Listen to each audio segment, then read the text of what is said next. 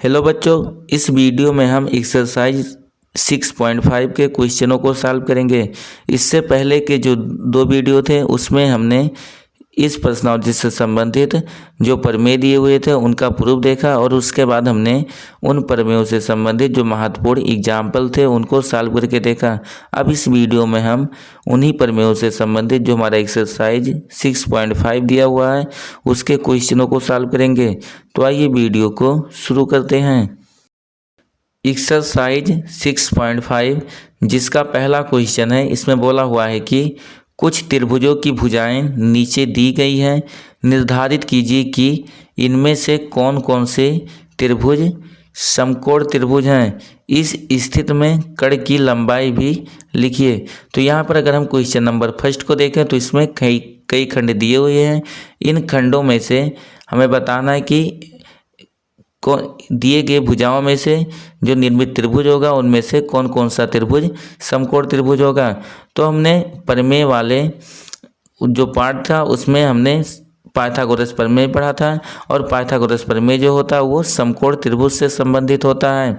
उसमें हमने पढ़ा था कि समकोण त्रिभुज की जो सबसे बड़ी भुजा होती है जिसे हम कण कहते हैं उसका वर्ग शेष अन्य दो भुजाओं के वर्गों के योग के बराबर होता है। अगर ये कंडीशन हमारे क्वेश्चन नंबर फर्स्ट के दिए गए खंड फॉलो करते हैं तो उस स्थिति में ये समकोण त्रिभुज के शीर्ष होंगे, अन्यथा ये समकोण त्रिभुज के शीर्ष नहीं होंगे। जैसे कि यहाँ पर अगर हम पाइथागोरस प्रमेय देखें तो यहाँ पर मान लेते हैं कि हमारे पास समकोण त्रिभुज है जिसके शीर्ष ए बी सी है। यहाँ पर मान लेते हैं जो शीर्ष बी है ये समकोण है और हमें मालूम है कि समकोण के सामने वाली जो भुजा होती है उसको हम कण बोलते हैं। शेष दोनों भुजाओं में से किसी को भी एक लंब और दूसरे को आधार कह सकते हैं। तो समकोण त्रिभुज में हमने पढ़ा है कि जो कण का वर्ग होता है शेष अन्य दो भुजाओं के वर्गों के योग के बराबर होता है। यानी कि अगर यहाँ पर हम लिखना चाहें तो लिख देंगे त्रिभुज ए बी सी में यदि यहाँ पर कोण बी बराबर 90 अंश, यदि कोण बी बराबर 90 अंश है तब उस स्थिति में यहाँ पर हो जाएगा कण का वर्ग, यानी कि ये हो जाएगा कण का वर्ग जो होता है शेष अन्य दो भुजाओं के वर्गों के योग के बराबर होता है। इन भुजाओं में से एक भुजा को हम लंब और दूसरी भुजा को आधार मान लेते हैं। जैसे अगर हम इस भुजा को यहाँ पर आधार माने तो जो तीसरी भुजा हमारी होगी इसको यहाँ पर लंब कहेंगे, यानी कि ये जो भुजा तीसरी भुजा होगी ये लंब होगी। और अगर यहाँ पर ए बी को हम आधार माने तो बी सी लंब होगा। लेकिन ये ध्यान रखेंगे कि समकोण वाले के सामने की जो भुजा होगी वो हमेशा कण होगी। तो पाइथागोरस प्रमेय में हमने पढ़ा था कि कण का वर्ग शेष दो भुजाओं के वर्गों के योग के बराबर होता है। अब शेष जो दो भुजाएं होती है उनमें से एक भुजा लंब और दूसरी भुजा आधार होती है। तो इस प्रकार से हम लिख सकते हैं कि कण का वर्ग बराबर ये हो जाएगा आधार का वर्ग, आधार का वर्ग और प्लस लंब का वर्ग। अब इसी प्रमेय की सहायता से यहाँ पर हमारे जितने भी क्वेश्चन दिए हुए हैं, यानी कि पहले क्वेश्चन के जितने भी खंड दिए हुए हैं उन खंडों को हम इसी प्रमेय की सहायता से सॉल्व करेंगे। तो आइए एक एक खंडों को हम सॉल्व करके देख लेते हैं। यहाँ पर हमारा पहला खंड हो जाएगा जिसकी भुजाएं यहाँ पर दी हुई हैं उसको हम लिख लेते हैं। तो पहले खंड की भुजाएं दी हुई हैं, पहली भुजा इसकी 7 सेंटीमीटर, दूसरी भुजा 24 सेंटीमीटर और उसके बाद तीसरी भुजा 25 सेंटीमीटर दी हुई है। अगर इसमें हम सबसे बड़ी भुजा की बात करें तो इनमें से सबसे बड़ी भुजा 25 सेंटीमीटर है। और हम पहले ही बता चुके हैं कि समकोण त्रिभुज में जो सबसे बड़ी भुजा होती है उसे हम कण बोलते हैं, यानी कि यहाँ पर जो 25 होगा वो कण होगा। तो यहाँ पर हम अगर 25 का इस कण का स्क्वायर देखें तो ये हो जाएगा 25 का स्क्वायर। और अगर हम 25 का स्क्वायर करते हैं तो हमें 625 प्राप्त होगा। आगे शेष दो भुजाओं के वर्गों का योग हम निकाल लेते हैं। तो शेष दो भुजाओं में से एक भुजा लंब और दूसरी भुजा आधार होती है, यानी कि यहाँ पर शेष दो भुजाओं को अगर हम लिखें तो एक भुजा हमारी ये हो जाएगी आधार, यानी कि आधार का स्क्वायर और प्लस दूसरी भुजा जो है वो लंब का स्क्वायर। अगर इसको हम यहाँ पर सॉल्व करें तो यहाँ पर अगर हम 7 को आधार माने तो ये हो जाएगा हमारा 7 का स्क्वायर और उसके बाद प्लस ये हो जाएगा 24 का स्क्वायर।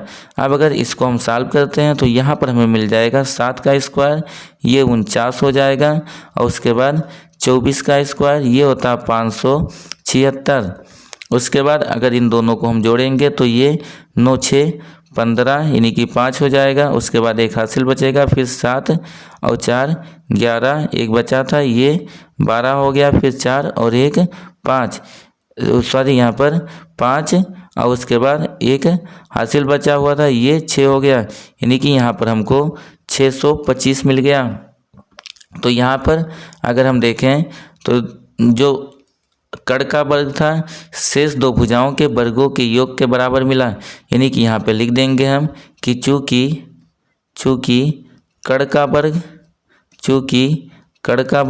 बराबर लंब का वर्ग, चूँकि कड़ का वर्ग बराबर लंब का वर्ग प्लस आधार का वर्ग, और ये संबंध अगर हमें प्राप्त होता है तो उस स्थिति में जो त्रिभुज की भुजाएं दी हुई हैं वो एक समकोण त्रिभुज का निर्माण करेंगे। तो हम लिख देंगे इसलिए 7 सेंटीमीटर, 24 सेंटीमीटर, उसके बाद 25 सेंटीमीटर समकोण त्रिभुज की, लिख देंगे यहाँ पर समकोण त्रिभुज की भुजाएं हैं, समकोण त्रिभुज की भुजाएं हैं, यानी कि जो भुजाएं दी हुई हैं वो समकोण त्रिभुज की भुजाएं हैं। और यहाँ पर हमारे क्वेश्चन में आगे बोला था कि इनमें से कड़ की लंबाई भी लिखिए, तो हम पहले ही बता चुके हैं कि इनमें से जो सबसे बड़ी भुजा होगी उसे हम कड़ बोलेंगे। लिख देंगे यहाँ पर अतः कड़, जो कड़ होगा उसकी लंबाई इसमें सबसे बड़ी भुजा 25 सेंटीमीटर था, तो यहाँ पर जो कड़ होगा वो 25 सेंटीमीटर होगा। तो यहाँ पे लिख देंगे कड़ बराबर 25 सेंटीमीटर। ये हमारे क्वेश्चन नंबर फर्स्ट का पहला खंड था। इसी टाइप से अन्य खंडों को भी हम सॉल्व कर सकते हैं। जैसे कि अगर हम दूसरे खंड को देखें, यहाँ पर जैसे आप पहला खंड देखें उसी टाइप से अन्य खंड भी होंगे। अन्य खंडों को आपको खुद से सॉल्व करना है और यहाँ पर जो आंसर प्राप्त होते हैं उसको आप कमेंट बॉक्स में लिखकर ज़रूर बताएं कि इनमें से कौन कौन से खंडों में जो भुजाएं दी हुई हैं वो समकोण त्रिभुज का निर्माण करेंगी और कौन कौन सी भुजाएं समकोण त्रिभुज का निर्माण नहीं करती हैं। यहाँ पर पहले ही बताया जा चुका है कि पाइथागोरस प्रमेय की सहायता से हम आसानी से इसको देख लेते हैं। तो ये जो शेष बचे खंड है इसको आप खुद से करोगे और इसका आंसर कमेंट में लिखकर ज़रूर बताएं। अब आगे हम क्वेश्चन नंबर सेकंड को सॉल्व करते हैं।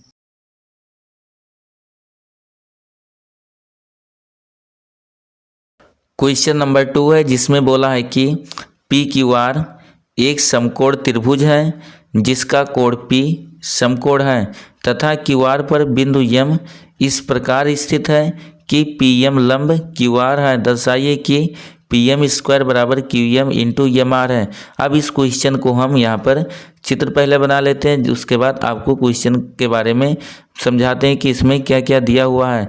तो यहाँ पर एक बोला है कि एक समकोण त्रिभुज की बात कहा है, तो यहाँ पर हम सबसे पहले क्या करते हैं कि एक समकोण त्रिभुज बना लेते हैं। इसका नाम हमें PQR मानना है, लेकिन नाम मानते समय ध्यान देंगे कि इसका कोण P समकोण होना चाहिए, यानी कि यहाँ पर जो समकोण वाला शीर्ष होगा उसको यहाँ पर हम P मानेंगे और शेष अन्य शीर्षों का नाम लिख देते हैं। तो अन्य शीर्ष जो हमारे हो जाएंगे एक Q होगा और तीसरा जो शीर्ष होगा ये R होगा। यहाँ पर ये त्रिभुज PQR हो गया। इसमें आगे बोला था कि तथा QR पर बिंदु M इस प्रकार स्थित है। अगर हम QR की बात करें तो ये समकोण त्रिभुज का कड़ होगा। अब बोला था इस पर बिंदु M इस प्रकार स्थित है कि PM लंब QR, यानी कि जो PM होगा ये शीर्ष लंब होगा। तो यहाँ पर PM की अगर हम बात करें तो ये समकोण वाले शीर्ष से खींचना है, इसलिए यहाँ पर हम समकोण वाले शीर्ष से सम्मुख भुजा कड़ पर लंब खींच देते हैं और उसके बाद जो लंब का पाद होगा उसे हम यहाँ पर M मानेंगे। तो यहाँ पर ये हमारा बिंदु M हो जाएगा, यानी कि ये जो PM होगा ये लंब है R के ऊपर या बोलें QR पर। अब आगे हमें सिद्ध करना है कि PM स्क्वायर बराबर QM इंटू MR होगा। तो हमारे क्वेश्चन में भुजाओं में जो संबंध दिए हुए हैं उनको यहाँ पर हम सबसे पहले लिख देंगे। तो हेडिंग हम लिख देंगे यहाँ पर कि दिया है, इसमें हम आकृति से संबंधित भुजाओं में जो संबंध दिए हुए हैं उनको लिख देते हैं। तो यहाँ पर बोला था हमारे क्वेश्चन में कि त्रिभुज ABC त्रिभुज PQR एक समकोण त्रिभुज है। तो यहाँ पर लिख देंगे कि त्रिभुज PQR में अगर इस त्रिभुज में देखा जाए तो इसमें बोला था जो कोण P है ये समकोण है, यानी कि यहाँ पे लिख देंगे कोण P बराबर 90 अंश। तथा आगे बोला था कि इस त्रिभुज में PM ये लंब है और उसके बाद QR पर, तो यहाँ पे लिख देंगे PM लंब QR। इतना हमारे क्वेश्चन में भुजाओं में संबंध दिया हुआ था। उसके बाद जो सिद्ध करना है उसे भी यहाँ पर हम लिख देते हैं। तो अगला हेडिंग यहाँ पे लिख देंगे सिद्ध करना है, ये लिख देंगे सिद्ध करना है, सिद्ध करना है। यहाँ पर हमें सिद्ध करना है कि PM स्क्वायर, तो यहाँ पे लिख देंगे PM स्क्वायर बराबर QM इंटू MR, ये हमें सिद्ध करना है। तो आइए अब हम इसका प्रूफ देख लेते हैं। अगला हेडिंग हमारा हो जाएगा उपपत्ति का। तो यहाँ पे लिख देंगे अगली हेडिंग उपपत्ति। इसमें अगर हम ध्यान देंगे तो यहाँ पर जो भुजाओं में संबंध दिया हुआ जिससे हमें सिद्ध करना वो हम देख लेते हैं कि किस त्रिभुज की भुजाएं हैं। तो यहाँ पर अगर हम PM की बात करें तो जो PM होगा ये इन दोनों त्रिभुजों में भुजाएं होगा, यानी कि ऊपर वाले त्रिभुज में भी ये भुजा होगी और नीचे वाले त्रिभुज में भी ये भुजा होगी। दूसरी अगर भुजा की बात करें यहाँ पर QM दिया हुआ है जो कि नीचे वाले त्रिभुज की भुजा है। फिर तीसरी भुजा यहाँ पर MR दी हुई है जो कि ऊपर वाले त्रिभुज की भुजा है। तो यहाँ पर अगर हम इन दोनों छोटे त्रिभुजों को समरूप दिखा दें तो आसानी से इन भुजाओं में जो संबंध हमें सिद्ध करना है वो प्राप्त हो जाएगा।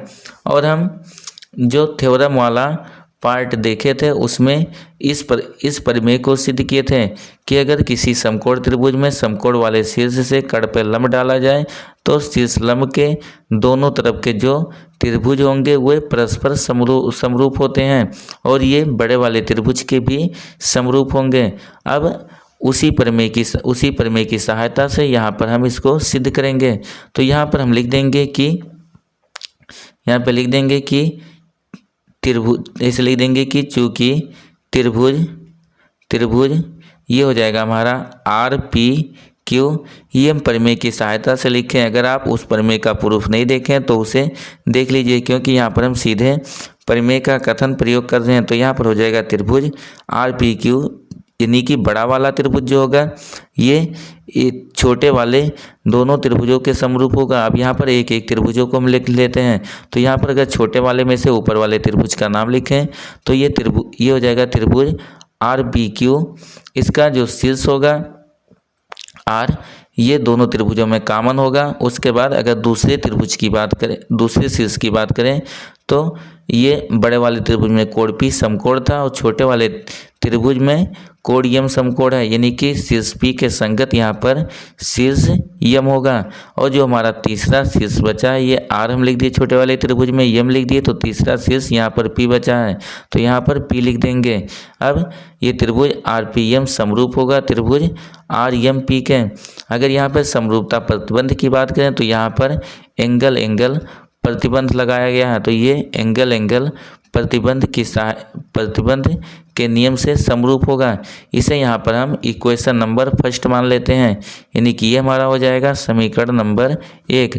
उसके बाद आगे यहाँ पे लिख देंगे, अगला हम देख लेंगे, लिख देंगे ये हो जाएगा, लिख देंगे तथा अगला त्रिभुज अगर हम देखें बड़ा वाला त्रिभुज नीचे वाले त्रिभुज के समरूप किस नियम से है। तो यहाँ पर लिख देंगे तथा त्रिभुज RPQ समरूप त्रिभुज। अब नीचे वाले त्रिभुज का नाम लिखते समय हम ध्यान देंगे कि किसके संगत कौन सा शीर्ष है। तो यहाँ पर शीर्ष R, अभी ये शीर्ष हमें कन्फर्म नहीं है। दूसरे शीर्ष की अगर हम बात करें तो यहाँ पर शीर्ष P है, यानी कि बड़े वाले त्रिभुज का शीर्ष P ये समकोण था और नीचे वाला जो त्रिभुज है इसका शीर्ष M समकोण है। तो यहाँ पर अभी पहला स्थान हम छोड़ देते हैं, दूसरे शीर्ष की जगह पर जो दूसरा दूसरा है उसके जगह पर हम यहाँ पे यम लिख देते हैं। और जो तीसरा शीर्ष यहाँ पर क्यू है, ये दोनों त्रिभुजों में कॉमन है, इसलिए यहाँ पर हम क्यू लिख देंगे। अब अगर देखें तो हम शीर्ष यम को लिख दिए, क्यू को लिख दिए, हमारा शीर्ष पी बचा हुआ, इसलिए यहाँ पर पहला जो शीर्ष होगा वो पी होगा। अब यहाँ पर अगर त्रिभुज समरूप त्रिभुज के नाम की बात करें तो ये हो जाएगा त्रिभुज आर पी क्यू समरूप त्रिभुज पी एम क्यू। यहाँ भी जो समरूपता का प्रतिबंध होगा वो एंगल एंगल प्रतिबंध होगा, तो यहाँ पे लिख देंगे एंगल एंगल प्रतिबंध, एंगल एंगल प्रतिबंध। इसे यहाँ पर हम इक्वेशन नंबर सेकंड मान लेते हैं कि ये हो जाएगा हमारा समीकरण नंबर 2। अब समीकरण 1 और 2 की सहायता से हम आगे इसको सॉल्व करते हैं। तो यहाँ पे लिख देंगे कि समीकरण 1 हुआ 2 से। अब अगर हम समीकरण 1 व 2 से देखें तो यहाँ से हमें प्राप्त हो जाएगा दोनों समीकरणों में जो त्रिभुज आर पी क्यू था ये अन्य दो त्रिभुजों के समरूप था, इसलिए यहाँ पर देखेंगे आर पी क्यू ये समरूप है त्रिभुज आर एम पी के भी और दूसरे त्रिभुज पी एम क्यू के भी समरूप है, इसलिए ये दोनों त्रिभुज भी आपस में समरूप होंगे। तो यहाँ पर हम लिख देंगे कि त्रिभुज ये हो जाएगा हमारा त्रिभुज आर एम पी समरूप त्रिभुज पी एम क्यू। ये समीकरण 1 व 2 की सहायता से हो गया। और अगर हम पढ़ें कि यदि दो त्रिभुज समरूप है तो उनकी संगत भुजाएं समानुपाती होती हैं, लेकिन यहाँ पर हम उन्हीं भुजाओं को लिखेंगे जिन भुजाओं में हमें रिलेशन मालूम करना है। तो यहाँ पर पहली भुजा हमारी पी एम है। अब यहाँ पर हम देखते हैं तो पी एम कहाँ से मिलेगा। अगर पी एम देखें तो ये तीसरा और दूसरा शीर्ष इन दोनों से मिल जाएगा, यानी कि तीसरे और दूसरे शीर्ष से।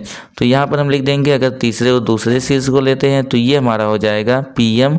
और अगर पीएम के संगत भुजा की बात करें तो यहाँ पर तीसरा दूसरा शीर्ष लिए तो यहाँ पर भी तीसरा दूसरा शीर्ष लेंगे, यानी कि इसके संगत ये हो जाएगा क्यू एम। तो यहाँ पर ये हो गया हमारा पीएम बटे क्यू एम। उसके बाद बराबर अगली भुजा की अगर हम बात करें तो अगली भुजा में इन्हीं भुजाओं में से कोई एक लेना है।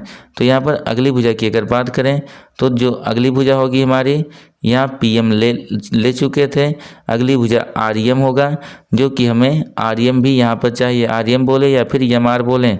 तो यहाँ पर जो एम आर होगा ये दूसरा और पहला शीर्ष है, यहाँ पर इसको हम ले लेते हैं। तो अगर हम यहाँ पर एम आर को लेते हैं दूसरे और पहले शीर्ष को, तो दूसरे त्रिभुज में भी दूसरे और पहले शीर्ष को लेंगे, और दूसरा और तीसरा जो शीर्ष होगा ये हमारा पी एम है। तो ये हो जाएगा एम आर बटे पी एम। आगे अगर इसको यहाँ पर सॉल्व करते हैं तो जब इसे आगे सॉल्व करेंगे तो पी एम ऐसे तिरछा गुणा होगा, पी एम का गुणा यहाँ पर हो जाएगा पी एम स्क्वायर। तो ये हो गया पी एम स्क्वायर बराबर इसका पी एम का गुणा पी एम में हुआ, फिर उसके बाद एम आर का गुणा क्यू एम में होगा। तो ये हो जाएगा Q M into M R, और यही हमें क्वेश्चन नंबर 2 में सिद्ध करना था। अब आगे हम क्वेश्चन नंबर 3 देख लेते हैं।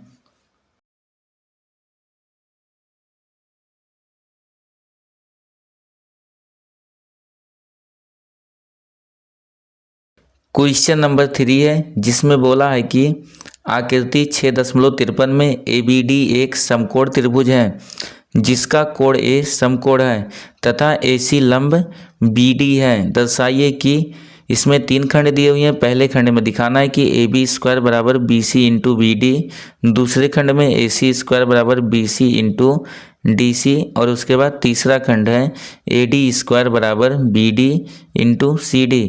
अब यहाँ पर एक एक खंडों को हम सिद्ध करेंगे।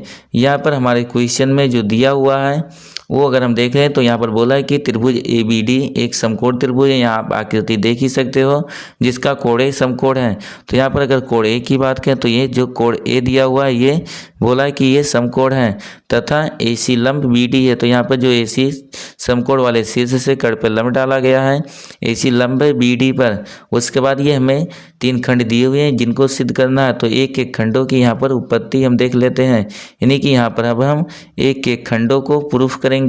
तो यहाँ पर ये हमारा पहला खंड होगा जिसमें हमें सिद्ध करना है। पहले खंड में हमें सिद्ध करना है कि AB स्क्वायर बराबर BC इंटू BD होगा। तो ये हमारा अब पहला खंड हो गया। अगर हम पहले खंड की बात करें तो हम देख लेते हैं कि पहले खंड में जो भुजाओं में संबंध हमें सिद्ध करना है वो किस त्रिभुज में दिए हुए हैं। तो अगर इसकी हम बात करें तो यहाँ बोला है ए बी स्क्वायर।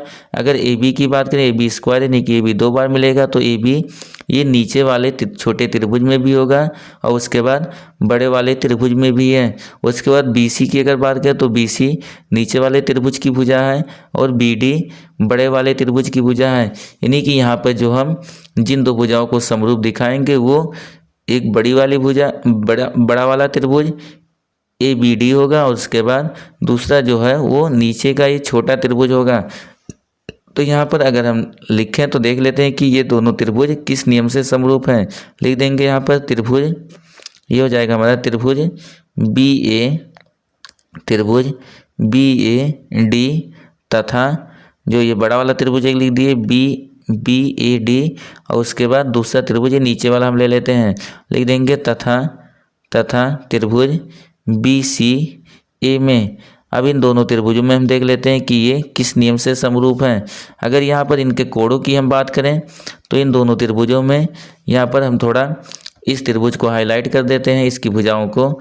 तो यहाँ पर ये हो जाएगा हमारा एक भुजा ये बी ए होगी, दूसरी भुजा की अगर यहाँ पर बात करें तो दूसरी भुजा ये सी बी और उसके बाद तीसरी भुजा सी ए होगा। ये एक नीचे वाला त्रिभुज लेना जो कि एक समकोण त्रिभुज है। यहाँ पर इसका कोण जो सी था ये समकोण है और बड़ा वाला त्रिभुज आप देख ही रहे हो जिसका नाम यहाँ पर ए बी डी है।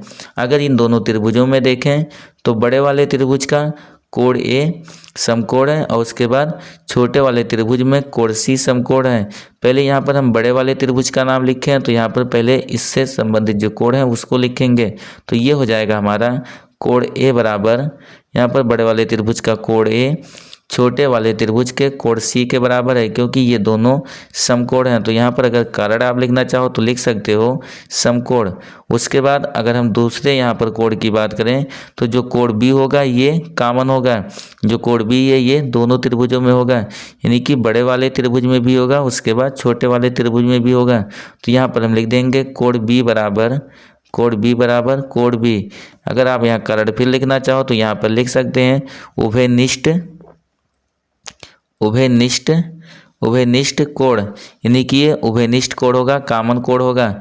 अब पहले त्रिभुज का 2 कोण दूसरे त्रिभुज के 2 कोणों के बराबर है, इसलिए ये दोनों त्रिभुज समरूप होंगे। तो यहाँ पर हम लिख देंगे इसलिए त्रिभुज बी ए डी समरूप त्रिभुज। अब देख लेते हैं किसके संगत कौन सा शीर्ष है।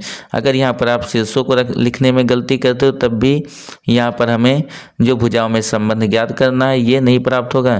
तो यहाँ पर अगर हम देखें तो जो शीर्ष बी था ये दूसरे त्रिभुज के शीर्ष बी के संगत था। तो यहाँ पर पहले हम बी लिख देंगे, उसके बाद ए जो शीर्ष ए था ये दूसरे त्रिभुज के शीर्ष सी के संगत था, इसलिए यहाँ पर दूसरा ये हो जाएगा हमारा। दूसरे अगर शीर्ष की बात करें तो यहाँ पे सी हो जाएगा। अब तीसरा जो शीर्ष बचा उसको हम लिख देते हैं। तो यहाँ पर हम बी को लिख चुके हैं, सी को लिख चुके हैं, तीसरा हमारा ए बचा हुआ है, यानी कि ये हो जाएगा ए। अब अगर यहाँ पर समरूपता प्रतिबंध का वर्णन करना चाहे तो यहाँ पर लिख देंगे एंगल, ये जो हमारा होगा ये एंगल प्रतिबंध के नियम से समरूप होगा। तो यहाँ पे लिख देंगे एंगल प्रतिबंध। और हम पढ़ चुके हैं कि यदि 2 त्रिभुज समरूप है तो उनकी संगत भुजाएं समानुपाती होती हैं। तो यहाँ पे लिख देंगे अतः अगर यहाँ पर हम संगत भुजाओं को देखें तो उन्हीं भुजाओं को लेंगे जिनमें हमें रिलेशन ज्ञात करना हो। तो यहाँ पर अगर पहली भुजा देखें ये ए बी होगा, यानी कि पहले और दूसरे शीर्ष को लेना। तो यहाँ पर भी पहले और दूसरे शीर्ष को लेंगे जो कि यहाँ पर बी सी हमें प्राप्त होगा। तो यहाँ से ये हो जाएगा ए बी बटे बी सी। उसके बाद बराबर अगर दूसरी भुजा को लें तो ये ए डी है, लेकिन यहाँ पर ए डी हमें दिखाना रिलेशन में हमारे नहीं दिया हुआ, इसलिए यहाँ पर हम इस ए डी को छोड़ देते हैं। तो अगली जो भुजा होगी वो हमारा बी डी होगा या फिर डी बी बोल सकते हैं, यानी कि पहला और तीसरा शीर्ष। यहाँ पर ये हमारे रिलेशन में है, इसलिए यहाँ पर लिख देते हैं कि ये बी डी। और अगर बी डी के संगत भुजा की बात करें तो यहाँ पर पहला और तीसरा शीर्ष लिए तो दूसरे त्रिभुज में भी पहला और तीसरा शीर्ष लेंगे, और पहला और तीसरा शीर्ष लेते हैं तो ये ए बी हो जाता है। तो बी डी बटे ये हो जाएगा हमारा ए बी। आगे अगर इसको सॉल्व करते हैं तो यहाँ से हमें प्राप्त होगा ए बी का गुणा ए बी में होगा, ये हो जाएगा ए बी स्क्वायर, उसके बाद बराबर ए बी का गुणा ए बी में हुआ, ए बी स्क्वायर हुआ, उसके बाद यहाँ पर इसका गुणा बी सी का गुणा बी डी में होगा, तो ये हो जाएगा हमारा B C into B D, जो कि ये पहला रिजल्ट हमको प्राप्त हो गया। ये पहले खंड में यहाँ पर भुजाओं में जो संबंध हमें ज्ञात करने थे वो संबंध हमें यहाँ से प्राप्त हो गया। अब आगे हम दूसरे खंड को सॉल्व कर लेते हैं। यहाँ पर अगर दूसरे खंड की बात की जाए तो यहाँ पर दूसरा खंड दिया हुआ है, उसको यहाँ पर हम देख लेते हैं। यहाँ पर यानी कि दूसरे खंड की उत्पत्ति अब हम आगे देखेंगे। दूसरा खंड जो दिया हुआ है इनमें हमें भुजाओं में संबंध दिखाना है। एक भुजा यहाँ पर अगर ध्यान देंगे तो AC का स्क्वायर है। अगर AC के स्क्वायर की बात की जाए तो जो AC होगा ये इन दोनों बगल वाले दोनों जो शीर्षलंब के दोनों विपरीत ओर के त्रिभुजों में होगा। उसके बाद BC, ये जो BC होगा ये नीचे वाले त्रिभुज की भुजा है, और उसके बाद DC ये ऊपर वाले त्रिभुज की भुजा है। अभी इस रिलेशन को आप क्वेश्चन नंबर 2 में देख चुके हैं, इसलिए इसको हम छोड़ दे रहे हैं, क्योंकि यही जो रिलेशन यहाँ पर दिया हुआ यही हम क्वेश्चन नंबर 2 में अभी सिद्ध किए हैं, इसलिए यहाँ पर हम दूसरे को छोड़ देते हैं। ये अगर आप करना चाहें तो इसको खुद से आपको करना है, कर लेंगे। तीसरे यहाँ पर अब हम तीसरे संबंध को यहाँ पे सिद्ध करेंगे। तो तीसरा संबंध जो दिया हुआ है ये है AD स्क्वायर, यानी कि अगर AD की बात करें तो AD जो होगा ये बड़े AD स्क्वायर, यानी कि ये भुजा 2 बार होगी। तो ये भुजा, इस भुजा की जो अगर हम बात करें तो ये बड़े वाले त्रिभुज में भी होगा, उसके बाद ये छोटे वाले ऊपर वाले त्रिभुज में भी है। और उसके बाद दूसरी भुजा BD की अगर बात करें तो ये बड़े वाले त्रिभुज की भुजा, और CD ऊपर वाले त्रिभुज की भुजा है, यानी कि यहाँ पर बड़ा वाला त्रिभुज और उसके बाद ऊपर का जो छोटा त्रिभुज है, इन दोनों को हमें समरूप दिखाना है। अगर इन दोनों को हम समरूप दिखा दें तो हमें भुजाओं में जो संबंध दिया हुआ है वो आसानी से प्राप्त हो जाएगा। तो यहाँ पर हम लिख देंगे कि त्रिभुज, यहाँ पर हो जाएगा त्रिभुज ABD तथा दूसरा त्रिभुज जो ऊपर वाला उसको लेते हैं तो त्रिभुज ABD तथा त्रिभुज अगला हो जाएगा त्रिभुज ACD में। अब इन दोनों में देखते हैं किसके संगत कौन सा शीर्ष होगा। तो अगर बड़े वाले त्रिभुज के शीर्ष A की भी बात की जाए तो यहाँ पर लिख देंगे कि शीर्ष A, जो शीर्ष A होगा यानी कि कोण A होगा। अब ये देखते हैं किस कोण के बराबर होगा। तो बड़े वाले त्रिभुज में कोण A समकोण था, और ऊपर वाले छोटे त्रिभुज की बात करें तो इसका कोण C समकोण है, यानी कि यहाँ पर कोण A बराबर हो जाएगा कोण C। अगर यहाँ पर समता की बात हम करें तो ये दोनों समकोण थे, इसलिए यहाँ पर कारण हम लिख देंगे कि समकोण। उसके बाद अगले कोण की अगर हम बात करें तो यहाँ पे जो कोण D होगा ये दोनों त्रिभुजों में होगा, यानी कि ये बड़े वाले त्रिभुज में भी होगा, उसके बाद ऊपर वाले त्रिभुज में भी होगा। तो यहाँ पे लिख देंगे कि कोण D बराबर कोण D।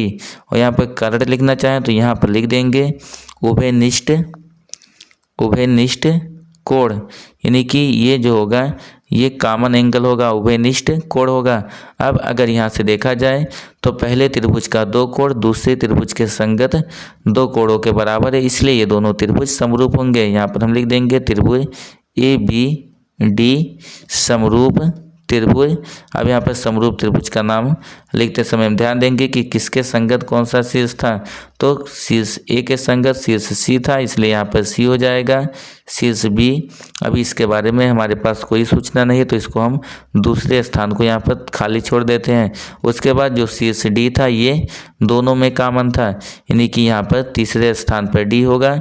और अगर अब हम देखें तो ऊपर वाले त्रिभुज में हमने शीर्ष C को लिख लिया, D को लिख लिया, सिर्फ A बचा हुआ है, यानी कि यहाँ पर बीच में ये शीर्ष A होगा। तो इस प्रकार से हमने देखा कि त्रिभुज ABD समरूप होगा त्रिभुज CAD के। यहाँ पर अगर समरूपता प्रतिबंध की बात की जाए तो ये पहले त्रिभुज का 2 कोण दूसरे त्रिभुज के 2 कोणों के बराबर थे, इसलिए यहाँ पर जो समरूपता का प्रतिबंध होगा वो एंगल प्रतिबंध होगा। अब हमने पढ़ा है कि ये 2 त्रिभुज समरूप हैं तो उनकी संगत भुजाएं समानुपाती होती हैं। अगर हम यहाँ पर संगत भुजाओं की बात करें तो उन्हीं भुजाओं को लेंगे जो हमें भुजाओं में संबंध ज्ञात करने हैं। तो यहाँ पर अगर आप तीसरे को देखें तो यहाँ पर पहली भुजा में ए बी प्राप्त होगी जो कि इस रिलेशन में नहीं है, इसलिए इसको हम छोड़ देते हैं। अगली भुजा बी डी जो कि इस संबंध में दिया हुआ है, इसलिए यहाँ पर हम बी डी को ले लेते हैं। तो यहाँ पर अगर बी डी के संगत बात करें भुजा की तो ये हो जाएगा ए डी, यानी कि बी डी संगत भुजाओं का अनुपात, तो ये हो जाएगा बी डी बटे ये ए डी हो जाएगा। उसके बाद बराबर यहाँ पर तीसरी भुजा अगर हम ले तो तीसरी भुजा डी ए या फिर ए डी होगा, यानी कि पहला और तीसरा शीर्ष।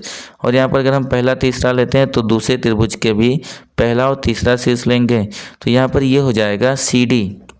आगे इसको अगर हम सॉल्व करें तो यहाँ से ये हो जाएगा ए डी का गुणा ए डी में होगा, ये हो जाएगा ए डी स्क्वायर। उसके बाद बराबर यहाँ पर इस बी डी का गुणा सी डी में होगा, यानी कि ये हो जाएगा हमें प्राप्त होगा B D into C D. और यही तीसरा रिजल्ट है जो कि हमें सिद्ध करना था। अब यहाँ पर हमने देखा कि तीसरे में हमें भुजाओं में जो संबंध मिला वो मिला ए डी स्क्वायर बराबर B D into C D, और यही हमें सिद्ध करना था। तो अब आगे हम क्वेश्चन नंबर 4 देख लेते हैं।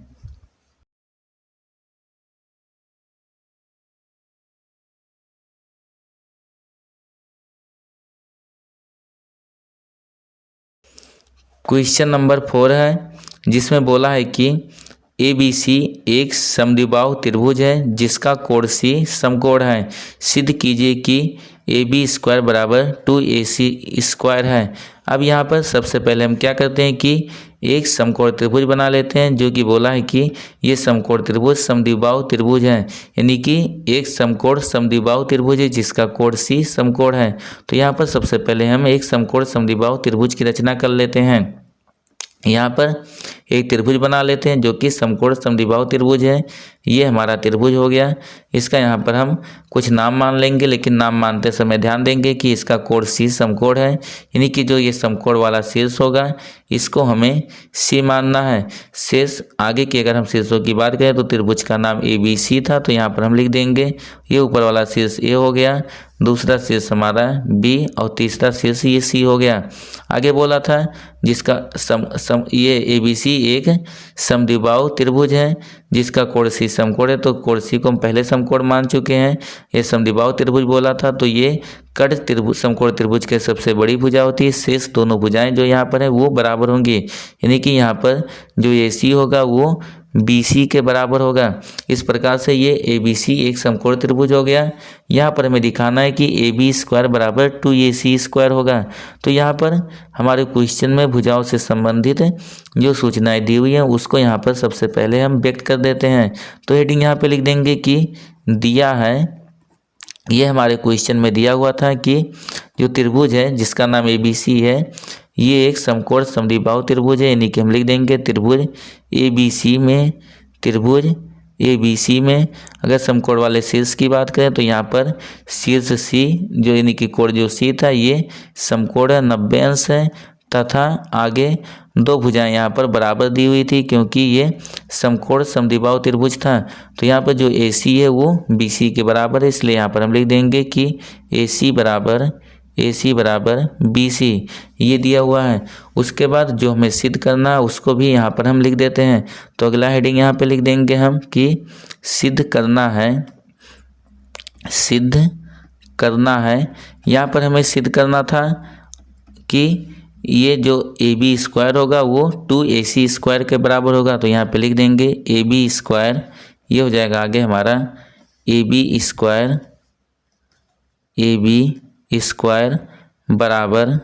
बराबर 2AC स्क्वायर, ये हमें सिद्ध करना है। अब आगे हम इसकी उत्पत्ति देख लेते हैं, यानी कि इसको अब हम सिद्ध करते हैं। तो यहाँ पर अगर हम सिद्ध जो करेंगे वो पाइथागोरस प्रमेय की सहायता से इस क्वेश्चन को सिद्ध करेंगे। यहाँ पर हम त्रिभुज ए बी सी में लिख देंगे कि त्रिभुज ए बी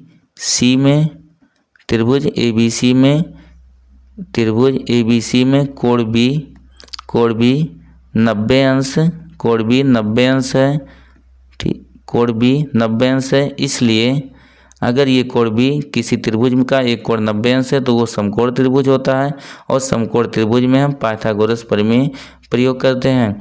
अब यहाँ पर पाइथागोरस प्रमेय की बात की जाए तो जो कड़ का वर्ग होता है शीर्ष दो भुजाओं के वर्गों के योग के बराबर होता है, और यहाँ पर जो कड़ होगा वो समकोण के सामने वाली भुजा होती है। यहाँ पर अगर हम समकोण के सामने वाली भुजा की बात करें तो ये ए बी होगा। इस प्रकार से ये हो जाएगा ए बी स्क्वायर बराबर शेष अन्य दो भुजाओं के वर्गों का योग। तो शेष अन्य दो भुजाएं एक ए सी है और दूसरा बी सी है, तो यहाँ पर ये हो जाएगा ए सी का स्क्वायर प्लस बी सी का स्क्वायर। आगे अगर इसको हम यहाँ पर सॉल्व करें तो यहाँ से हमें प्राप्त हो जाएगा, इधर ए बी स्क्वायर है, इसको हम ऐसे रहने देते हैं।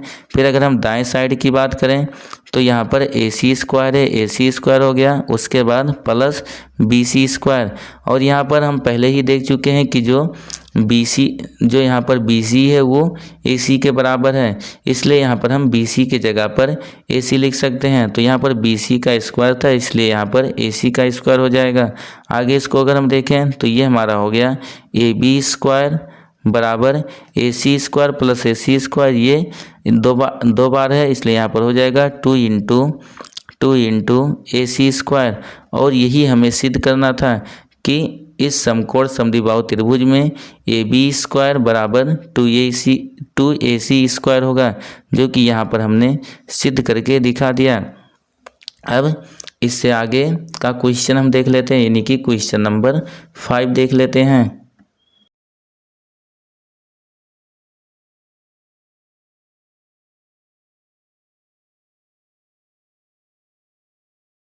क्वेश्चन नंबर 5 है, जिसमें बोला हुआ है कि ए बी सी एक समद्विबाहु त्रिभुज है जिसमें ए सी बराबर बी सी है। यदि ए बी स्क्वायर बराबर 2ac स्क्वायर है तो सिद्ध कीजिए कि ए बी सी एक समकोण त्रिभुज है।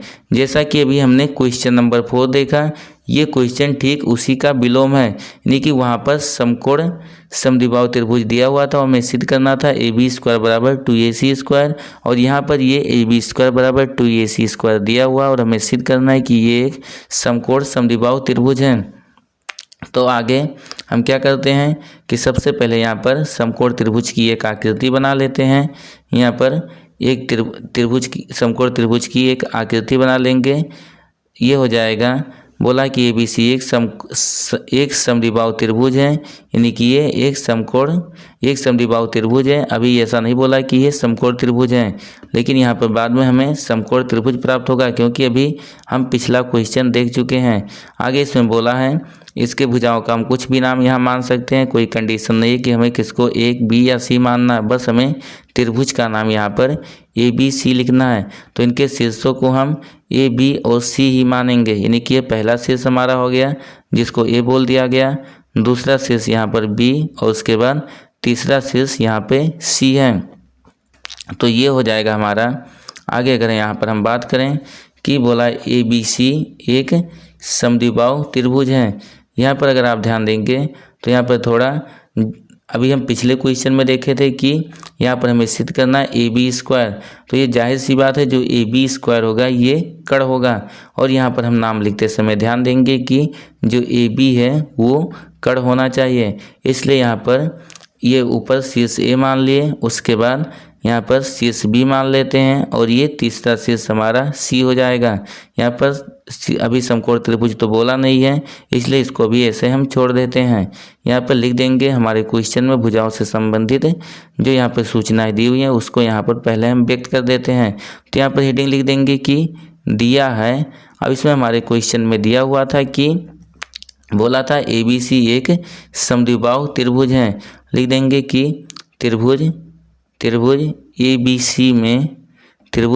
सी में यहाँ पर समद्विबाहु त्रिभुज है जिसमें ए सी बराबर बी सी दिया हुआ था, यानी कि जो यहाँ पर ए सी है ये बी सी के बराबर है। तो यहाँ पर लिख देंगे त्रिभुज ए बी सी में ए सी बराबर बी सी, ये दिया हुआ है। उसके बाद आगे और दिया हुआ था यदि ए बी स्क्वायर बराबर 2ac स्क्वायर, लिख देंगे तथा आगे ये दिया हुआ था कि ए बी स्क्वायर बराबर 2ac स्क्वायर।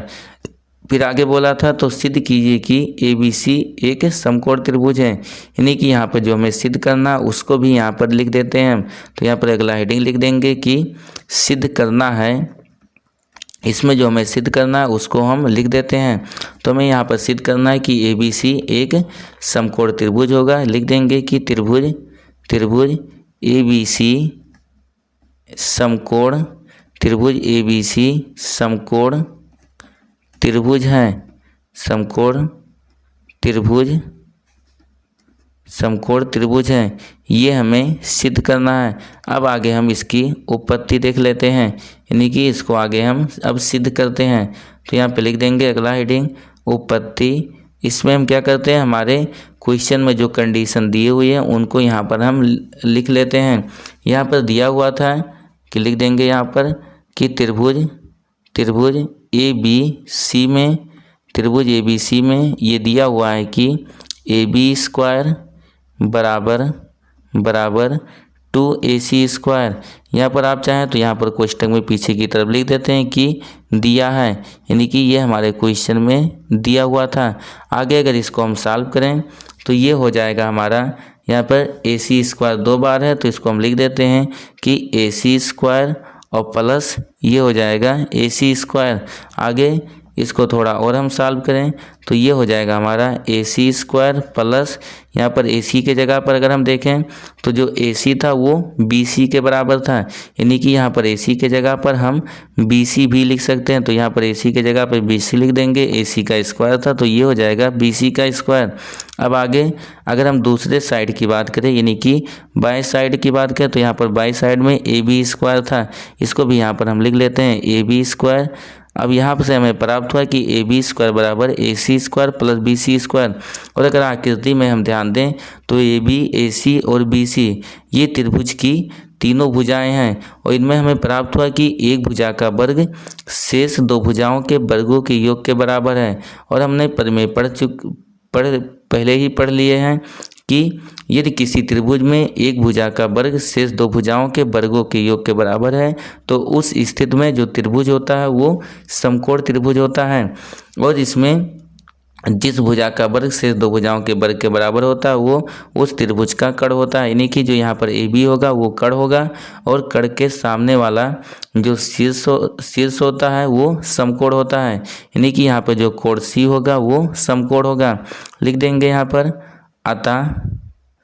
अतः त्रिभुज ACB एक समकोण, अतः त्रिभुज ABC एक समकोण त्रिभुज है। और ये एक समकोण त्रिभुज है जिसके अगर समकोण वाले शीर्ष के बारे में लिखना हो तो उसको भी हम लिख सकते हैं। लिख देंगे जहाँ कोण C बराबर 90 अंश है, यानी कि इस त्रिभुज में जो कोण C है उसका मान 90 अंश है। ये हमारा क्वेश्चन नंबर 5 था। आगे अब हम क्वेश्चन नंबर 6 देख लेते हैं।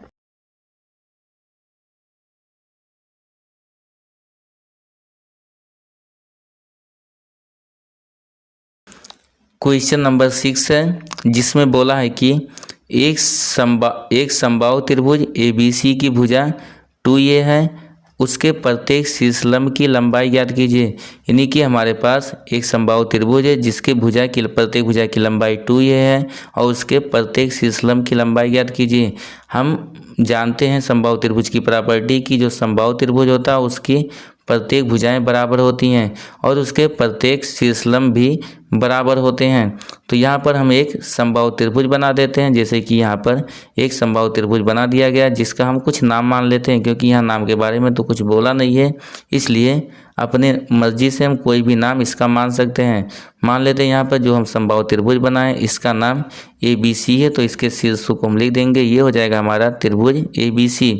उसके बाद बोला था कि समबाहु त्रिभुज और हम जानते हैं कि समबाहु त्रिभुज की जो प्रत्येक भुजा बराबर होती है, यानी कि यहाँ पर AB भुजा, AC भुजा और उसके बाद जो BC भुजा होगी ये बराबर होगी। आगे बोला था कि इनमें से प्रत्येक भुजा की लंबाई 2A है, यानी कि पहली भुजा हो, दूसरी भुजा या फिर तीसरी भुजा, इनमें से प्रत्येक भुजा की लंबाई 2A होगी। तो यहाँ पर अगर आप चाहें तो यहाँ पर प्रत्येक भुजा की लंबाई लिख सकते हैं कि ये प्रत्येक भुजा की लंबाई 2a हो गई। ये भुजा की AC की लंबाई भी 2a होगी। उसके बाद AB इसकी लंबाई भी 2a होगी। और जो तीसरी भुजा हमारी है BC इसकी लंबाई भी 2a होगी, यानी कि इन तीनों भुजाओं की लंबाई 2a होंगी। आगे बोला था उसके प्रत्येक शीर्षलंब की लंबाई ज्ञात कीजिए। तो यहाँ पर एक हम शीर्षलंब खींच देते हैं। समबाहु त्रिभुज में जो शीर्षलंब होता है वही माध्यिका भी होती है। ये समबाहु त्रिभुज की प्रॉपर्टी होती है कि समबाहु त्रिभुज में शीर्षलंब और माध्यिका एक ही रेखा होती है। तो यहाँ पर हम क्या करते हैं कि ये समबाहु त्रिभुज की एक माध्यिका खींच देते हैं, या बोलें कि शीर्षलंब खींच देते हैं। और जो ये शीर्षलंब होता है ये सामने वाली भुजा के साथ 90 अंश का कोण बनाता है, वो सामने वाली भुजा के साथ 90 अंश का कोण बनाता है। और समबाहु त्रिभुज का जो शीर्षलंब होता है वही माध्यिका भी होती है। तो यहाँ पर इसका कुछ नाम मान लेते हैं। नाम तो कुछ दिया नहीं है तो अपनी मर्जी से कुछ भी मान सकते हैं। मान लो यहाँ पर यम मान लेते हैं, यानी कि जो यहाँ पर AM होगा वह समबाहु त्रिभुज ABC का शीर्षलंब भी होगा और माध्यिका भी होगी। अब आगे यहाँ पर हम इसके यहाँ पर जो हमारे क्वेश्चन में भुजाओं में जो संबंध दिया हुआ उनको यहाँ पर हम लिख देते हैं। तो हेडिंग यहाँ पर हम लिख देंगे कि दिया है। अब यहाँ पर दिया हुआ है कि ABC एक समबाहु त्रिभुज है, तो उसको यहाँ पर हम लिख देंगे कि त्रिभुज ABC एक समबाहु त्रिभुज है, एक समबाहु त्रिभुज है। उसके बाद आगे यहाँ पर प्रत्येक भुजा की लंबाई दी हुई थी, लिख देंगे जहाँ AB बराबर BC बराबर AC, इनमें से प्रत्येक भुजा की लंबाई यहाँ पर 2a दी हुई है। उसके बाद यहाँ पर हमें ज्ञात करना है कि उसके प्रत्येक शीर्षलंब की लंबाई ज्ञात कीजिए। तो यहाँ पर अगर हम हेडिंग लिखना चाहें तो यहाँ पे लिख देंगे कि ज्ञात करना। जब हमें सिद्ध करना होता है तो वहाँ पे लिख देते हैं कि सिद्ध करना है। यहाँ पर हम लिख देंगे कि ज्ञात करना है। अगला ये हेडिंग हमारा हो जाएगा ज्ञात करना है। यहाँ पर हमें ज्ञात करना है कि इसके प्रत्येक शीर्षलंब की लंबाई। तो यहाँ पर लिख देंगे कि शीर्षलंब जो हमें ज्ञात करना है उसको लिख देते हैं। तो यहाँ पर हमें ज्ञात करना है शीर्षलंब की लंबाई, और इसके प्रत्येक शीर्षलंब जो होते हैं वो बराबर होते हैं। शीर्षलंब की लंबाई ये हमें ज्ञात करना है। अब इसका हम सॉल्यूशन देख लेते हैं, यानी कि इस क्वेश्चन का हल देख लेते हैं।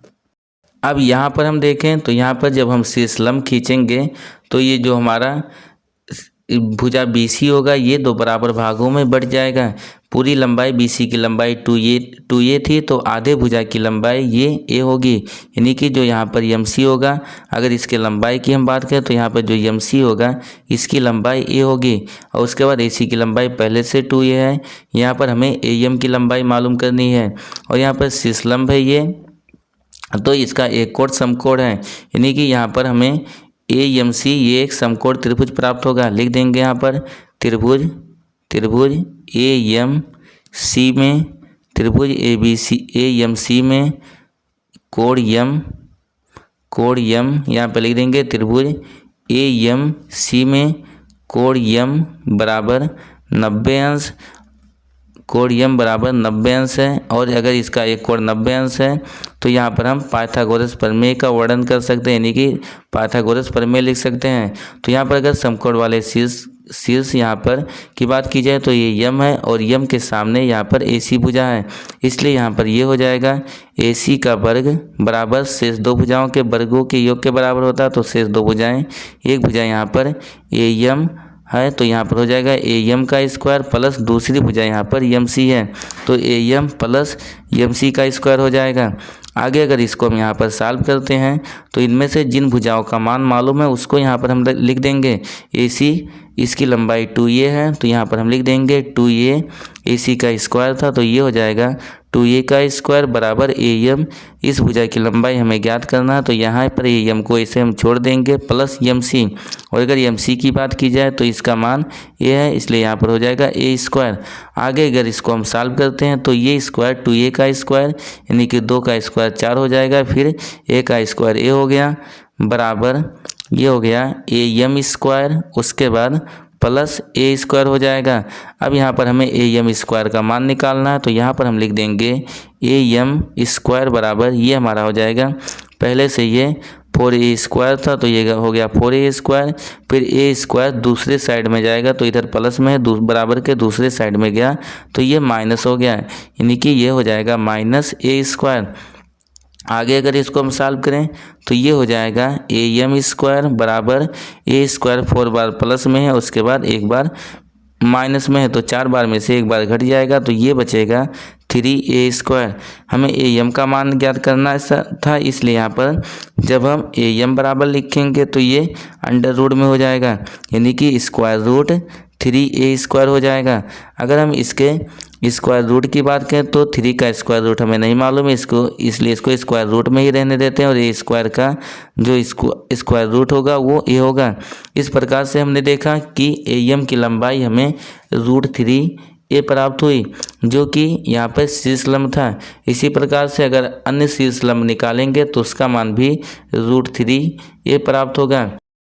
इस क्वेश्चन के बाद जो शेष बचे क्वेश्चन है उसको हम अगले पार्ट में देखेंगे, क्योंकि अगर उन क्वेश्चनों को हम इसी पार्ट में देखें तो वीडियो काफ़ी लंबा हो जाएगा, इसलिए आगे के क्वेश्चनों को हम अगले पार्ट में देखेंगे।